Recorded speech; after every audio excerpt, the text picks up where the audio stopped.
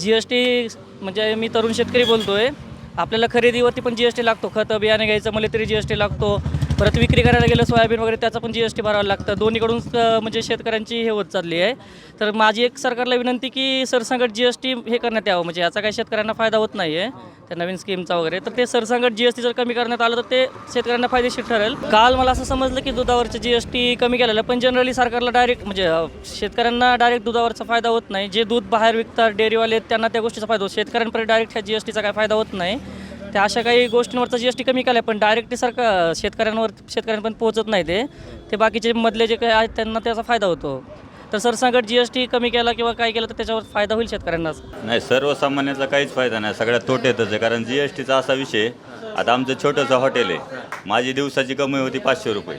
मग जर काय खरेदी करायला गेलं तर जी-एस-टी कमी नाहीच. चहापत्ती जरी म्हणलं तरी एक 80 रुपयाला होता, पुढात 130 रुपयाला झाला. म्हणजे जी-एस-टी ती सगळ्या गोष्टीवर. कपडे आणायला गेले तर कपड्याच्या विषयावर पण सगळी जी-एस-टी. त्याच्यामुळे आम्ही दिवसात 500 रुपये कमवणार. एक ड्रेस घेतला तर तेवढे आमचं भागच होणार. त्याच्यामुळं सर्वसामान्य माणसाला जी-एस-टी नसायच पाहिजे. कारण काय विषय, छोटे छोटे सगळे आता शेतकरी जे लोक काम करतात, मोलमजूर, कामाला जाऊन दिवसात 500 रुपये कमवणार. 500 रुपये कमवल्याच्या नंतर त्यानं 500 काय काय भागवायचं. त्याच्या घरचा किराणा असतो, हे असतो. काही जर कपडे घ्यायचे म्हणलं पूर्ण जी-एस-टी सगळ्या ह्याच्यावर. पेट्रोल टाकायचं म्हणलं तर 100 रुपयात 1 लिटरसुद्धा पेट्रोल येत नाही. नाही, सरकारकडे मागणी काय, गरिबांना जी-एस-टी नसावी, सर्वसामान्यांना जी-एस-टी कमी तर विषयच नाही. फक्त सांगतात की कमी केली म्हणून, पण वाढविताना जास्त वाढवितात, कमी करताना फक्त रुपयाने वाढवितात.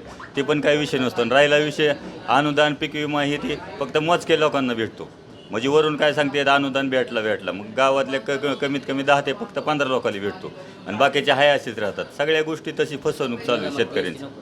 जी-एस-टी तर नसायच पाहिजे. सर्वसामान्याला फायदा, शेतकऱ्याला एवढा फायदा होणार नाही. कारण शेतमालावरची जी-एस-टी कमी करायला पाहिजे.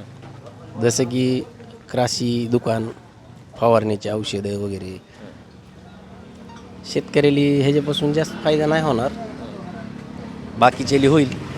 आता तुम्ही म्हणता जी-एस-टी त्याच्यावरले शोवरले कमी झाले, काय घ्यायचं तरी काय. आता सोयाबीनला भाव नाहीत, मग दिवाळी आली, दसरा आली, काय शोचं कपाट कशात घ्यावा. सगळं सोयाबीन पाण्यात गेलं. जे आहे ते कडी कोपरं राहिलेले त्याला बी आता भाव देत नाही सरकार. त्याच्यामुळं जी-एस-टीचा फायदा एवढा होणार नाही शेतकऱ्याला.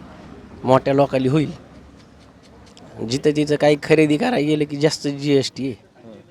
मग खरं घेतात का खोटं घेतात शेतकऱ्याला माहितीच होत नाही ना. सर्वसामान्याला काहीच फायदा नाही सर. सर्वसामान्याला ह्याच्यात काय फायदा. जी-एस-टी बंद करून टाका सरसकट. सर्वसामान्याला ह्याच्यात काहीच फायदा नाही. सरकारने सर्वसामान्यासाठी जी-एस-टी बंद करून टाकावी. काल सरकारने जी-एस-टीवरचे स्वॅप कमी केले, सर्वसामान्याला काय फायदा होईल का? सर्वसामान्याला काहीच फायदा होणार नाही त्याचा. शेतकऱ्याला तर होणारच नाही. ही सगळाच फायदा होणार ते व्यापारी, ते वर्गाले होणार. शेतकऱ्याला काहीच फायदा होऊ शकत नाही. काय मागणी आहे सरकारकडे? सरकारकडून एवढीच मागणी की जी-एस-टी पूर्ण बंद करावी शेतकऱ्याची. ह्याला सर्वसामान्य शेतकऱ्यासाठी काही फायदा होणार नाही आणि त्याची शक्य गोष्ट होणार नाही. कारण की बाबा त्याची कमवायची ते 200-300 रुपये ही या, त्यानं 25चा ड्रेस केव्हा घ्यावा. त्याच्यामुळं हे शक्य गोष्ट नाही. ह्याच्यावर जी-एस-टी पूर्ण कमी करण्यात यावी एवढं सांगणं आहे.